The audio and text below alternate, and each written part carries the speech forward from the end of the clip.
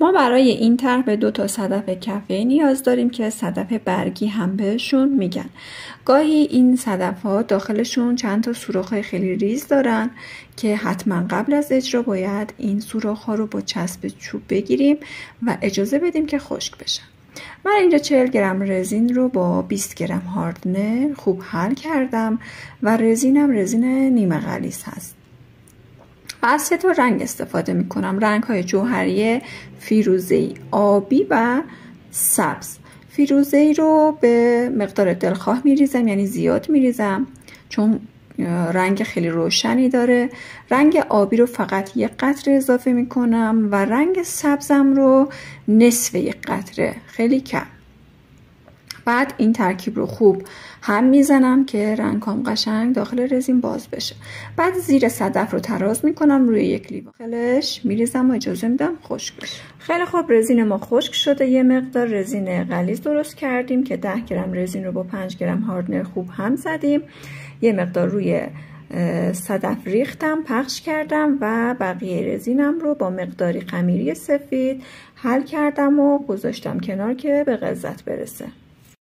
و در این فرصت که خمیری سفید ما داره به غلظت میرسه، گوشه از صدف رو با صدف‌های خیلی ریز چیدمان میکنیم تا زیبایی کار رو بیشتر بکنیم. خیلی خوب، خمیری سفید من به اون غلظت دلخواه رسیده. الان یه دونه چوب خلال دندون بر میدارم و 1 مقدار از این خمیری سفید رو در اون قسمتی که میخوام موج ایجاد کنم. بچه‌ها خیلی دقت داشته باشید در این طرح و یا طرح‌های دریا که داخل قالب اجرا میشن، حتما باید خشک بشه. بعد 1 لایه شفاف بریزید، موج ایجاد کنید. اگر همون بخش اول موج ایجاد میکردین، موجتون داخل رزین غرق میشد. الان اینجا سشوار من که سشوار رونیکس هست، دما رو روی 5 و باد رو روی شماره 3 میذارم و موجم رو ایجاد میکنم و یکم هم به روی موجم حرارت میدم تا سلولاش خوب باز بشه.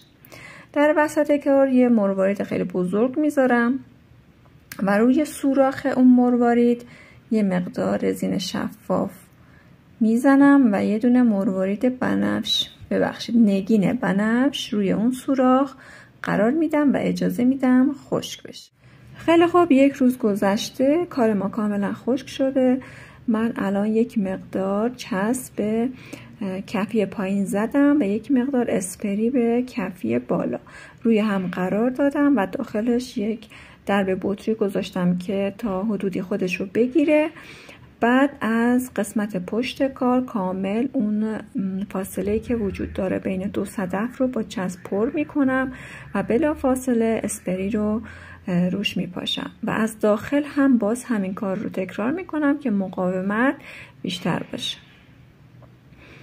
و در بخش بعدی من 3 تا مروارید رو به عنوان پایه برای این صدف انتخاب کردم که وقتی روی سطح صاف گذاشته میشه ایستایی بهتری داشته باشه و باز هم با همون چسب 1 2 3 یه مقدار چسب مروارید میزنم و صدف رو روش قرار میدم و از پایین به